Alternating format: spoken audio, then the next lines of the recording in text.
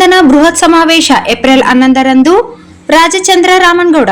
ಒಂದೇ ಮಾತರಂ ಗೀತೆಯ 150ನೇ ವಾರ್ಷಿಕೋತ್ಸವದ ಅಂಗವಾಗಿ ಮಾತೃವಂದನಾ ಹೆಸರಿನ ದೇಶಭಕ್ತಿ ಹಾಗೂ ಧರ್ಮ ಜಾಗೃತಿ ಬೃಹತ್ ಸಮಾವೇಶವನ್ನು ಏಪ್ರಿಲ್ 11ರಂದು ಆಯೋಜಿಸಲಾಗಿದೆ ಎಂದು ಶಿವಸೇನಾ ಕರ್ನಾಟಕ ಜಿಲ್ಲಾಧ್ಯಕ್ಷ ರಾಜಚಂದ್ರ ರಾಮನಗೌಡ ತಿಳಿಸಿದರು.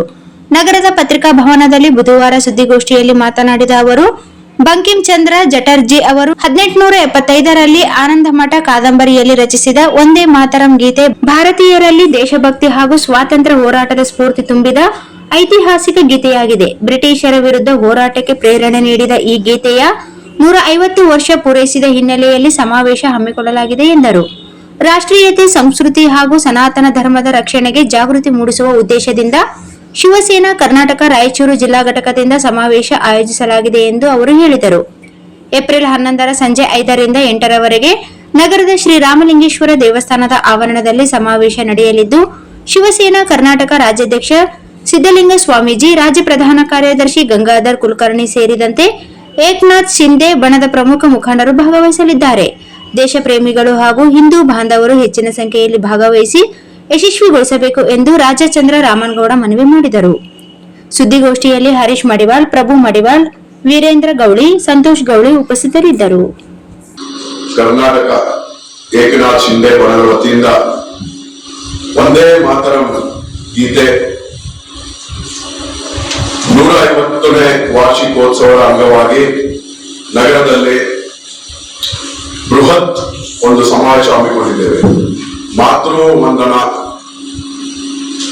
ಜನರಲ್ಲಿ ರಾಷ್ಟ್ರೀಯತೆ, ದೇಶಭಕ್ತಿ ಇದನ್ನು ಜಾಗೃತಿಗೊಳಿಸಲು ಹಾಗೂ ಒಂದೇ ಮಾತರಂ ಹಿಂದೆ ಇರುವ ತ್ಯಾಗ, ಬಲಿದಾನ, ಹೋರಾಟ ಅದರ ಬಗ್ಗೆ ಜನರಿಗೆ ಸಂಕ್ಷಿಪ್ತವಾಗಿ ತಿಳಿಸಬೇಕೆಂದು ಈ ಸಮಾವೇಶ ಹಮ್ಮಿಕೊಂಡಿದ್ದೇವೆ.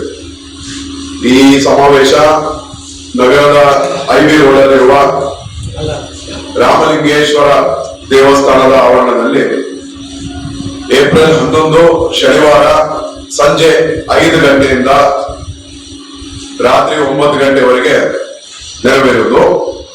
ಈ ಸಮಾವೇಶದಲ್ಲಿ ಶಿವಸೇನೆ ಕರ್ನಾಟಕ ಪಕ್ಷದ ರಾಜ್ಯಾಧ್ಯಕ್ಷರು ಪರಮ ಪೂಜ್ಯ ಸಿಡಿಲ ಸಂತ ಎಂದೇ ಹೆಸರುವಾಸಿಯಾದ ಶ್ರೀ ಸಿದ್ದಲಿಂಗ ಸ್ವಾಮೀಜಿ ಅವರು ಹಾಗೂ ಕರ್ನಾಟಕ ಶಿವಸೇನೆ ಕರ್ನಾಟಕದ ರಾಜ್ಯ ಪ್ರಧಾನ ಕಾರ್ಯದರ್ಶಿಗಳು ಶ್ರೀ ಗಂಗಾಧರ್ ಕುಲಕರ್ಣಿ ಅವರು ಬರ್ತಾ ಇದ್ದಾರೆ.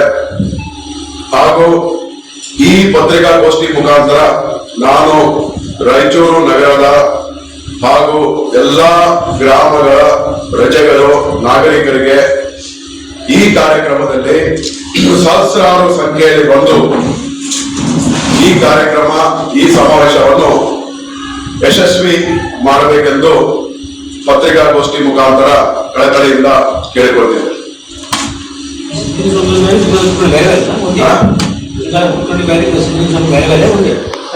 ಶಿವಸೇನೆ ಕರ್ನಾಟಕ ಏಕನಾಥ್ ಶಿಂದೆ ಬಣದ ಜಿಲ್ಲಾಧ್ಯಕ್ಷರು, ಆಮೇಲೆ ಸಂತೋಷ್ ಗುಡಿ ಅಂತ ಹೇಳಿ ಶಿವಸೇನೆ ಕರ್ನಾಟಕ ಪಕ್ಷದ ಗ್ರಾಮಾಂತರ ಅಧ್ಯಕ್ಷರು.